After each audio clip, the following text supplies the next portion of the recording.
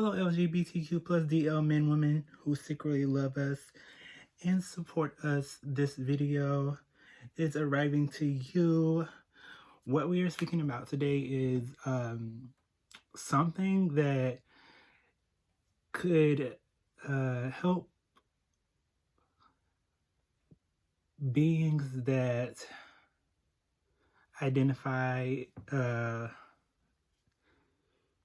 as African American, or it it will help beings around the world, not even just African American people, but also beings that have experienced similar uh, experiences that we're about to speak about now.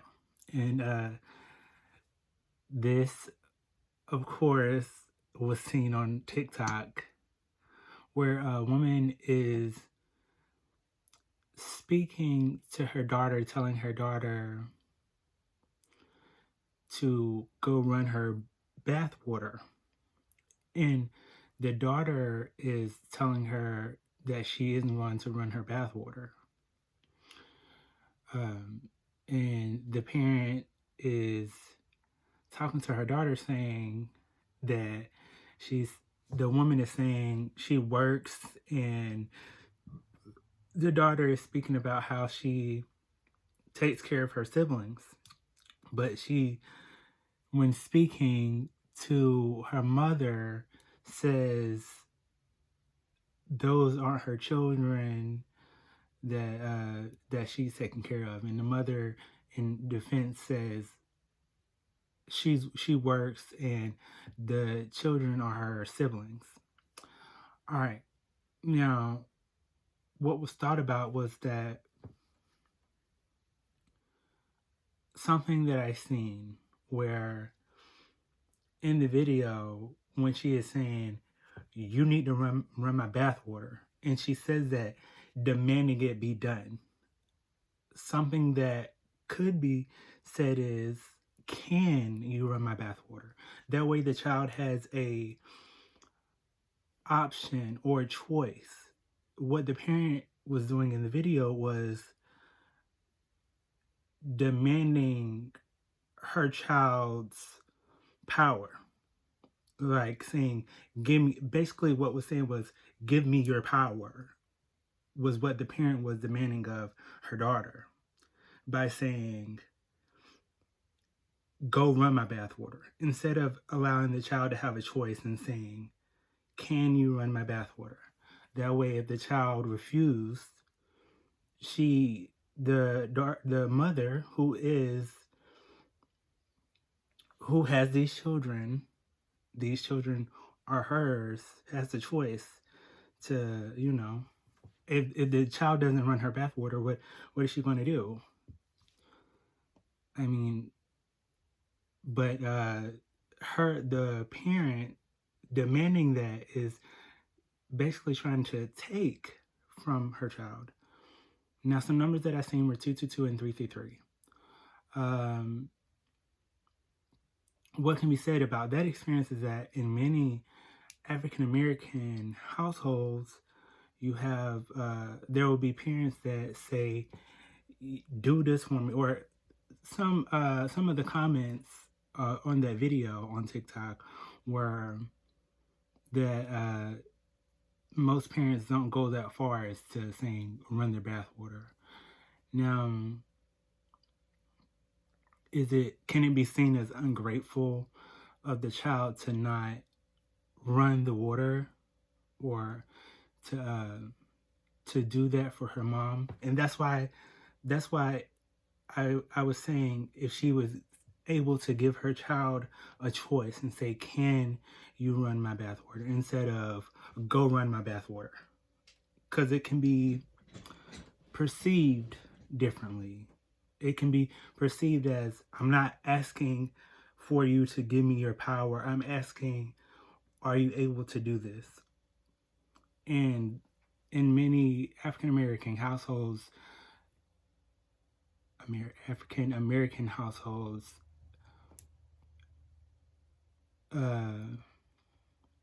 parents have this idea that, I mean, parents in general, and I keep saying African American because you can predominantly see in the African American culture things like that happening or appearing in the lifestyle. Now,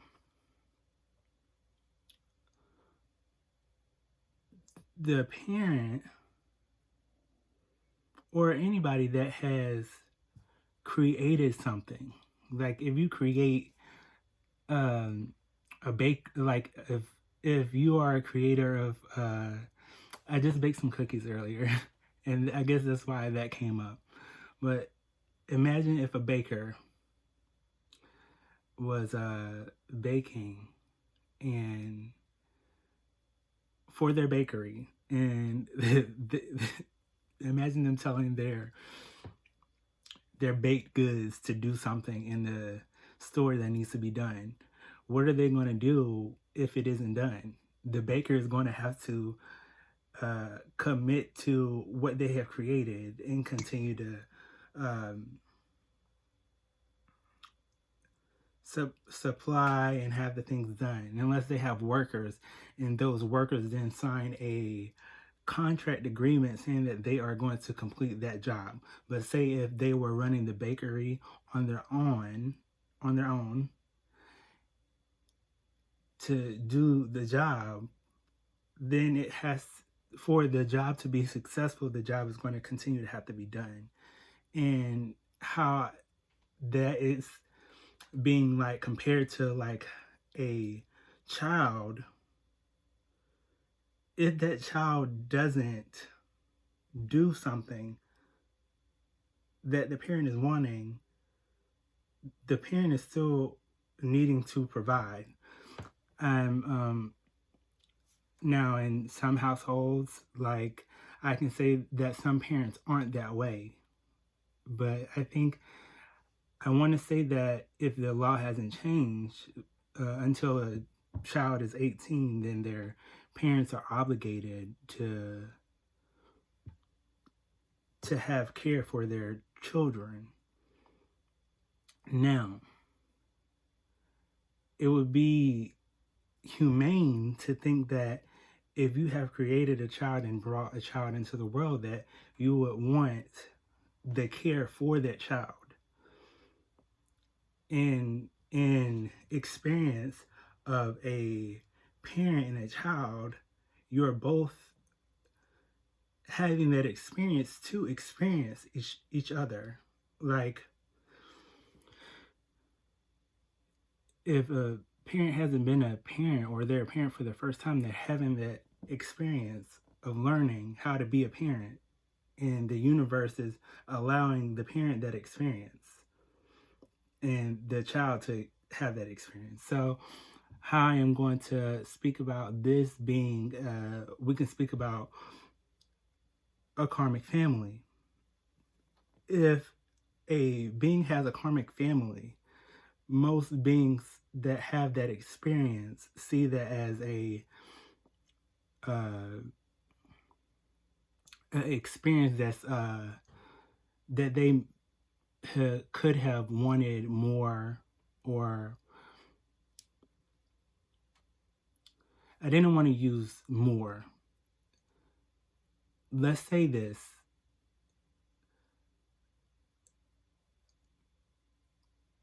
A person or a child that has had a experience with a karmic family has had that experience, so they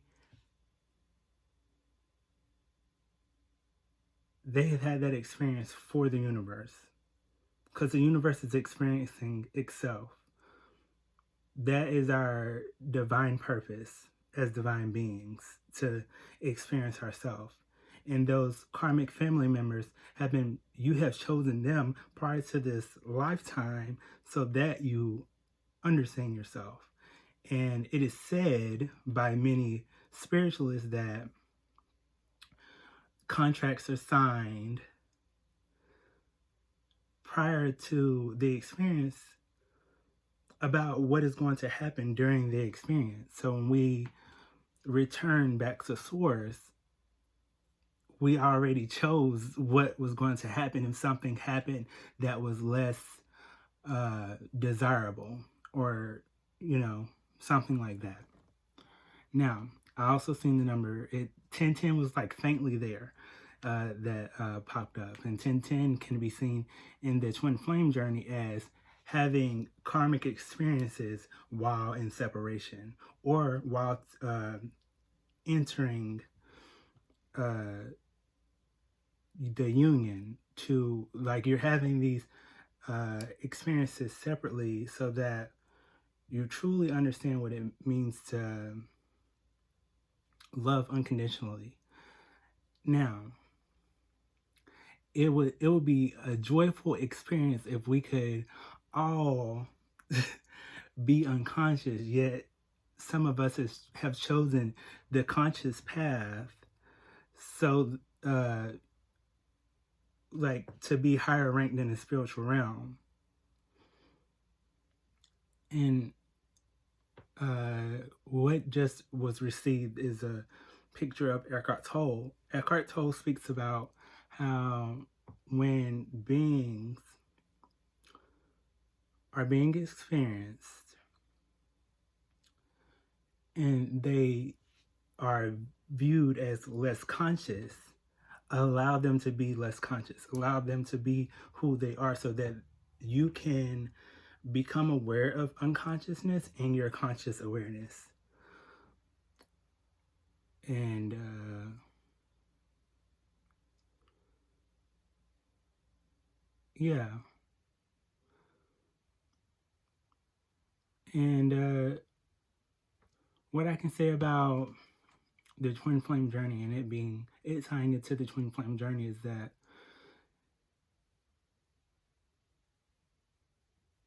you are a experience of yourself. If you have done something in the past, you're experiencing it in the present moment, so that you are aware of how not to collect certain experience of karma. Karma can be seen as how you treat other beings, so that you are aware of how you should be treated. And there's I think his name is Naval Ravikant. And there was I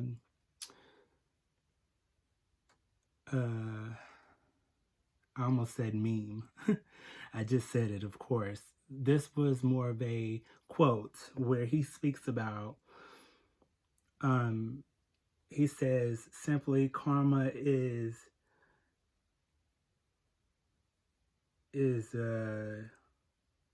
love, in so many words. And love is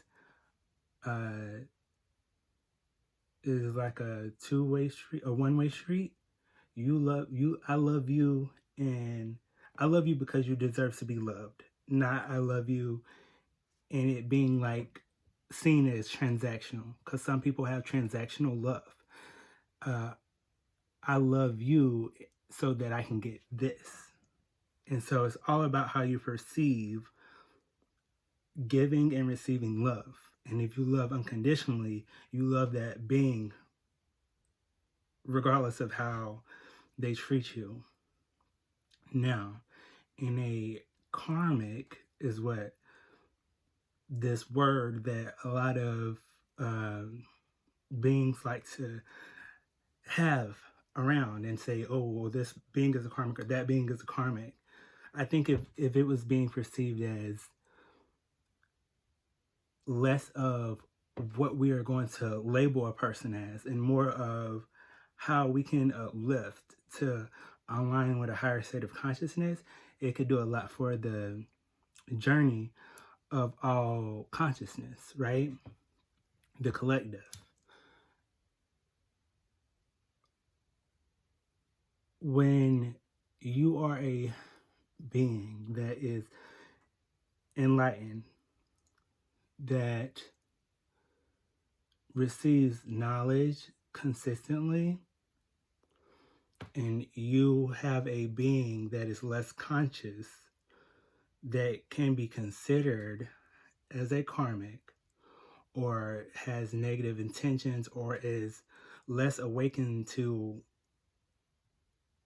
how their unconsciousness affects a conscious being, then your experience as a conscious being can be affected. And I'm not going to say if that is positive or negative. It depends on the being, it depends on you. Because as a conscious being, we are also aware of how to transmute energy. Just like if you eat something that gives you gas. Say if you eat something that gives you gas and it's bad for you, and it's like a red meat or something like that, something that's something that's acidic or something, and your body can become alkaline and refreshed by eating the right things, drinking water, things like that. The same thing with people. If they have energy that can be seen as toxic, then you as a conscious being have the enlightened light. We can say you have the light to shine upon the darkness, to elevate both them with yourself. And that, for a lot of conscious beings, can become experience that it's a load.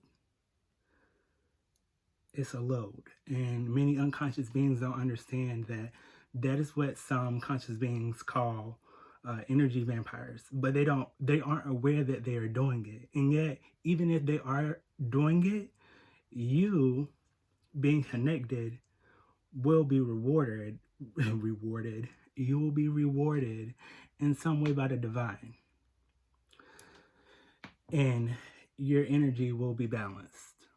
Yet, in the moment, it may be being received in whatever way your perception is perceiving it. So, I think this is enough for this video. The angels and the energies and spirit guides are saying that it's enough. So, until I am able to have my business fully functioning, then we're going to continue doing maybe some videos and things like that. I am grateful again, and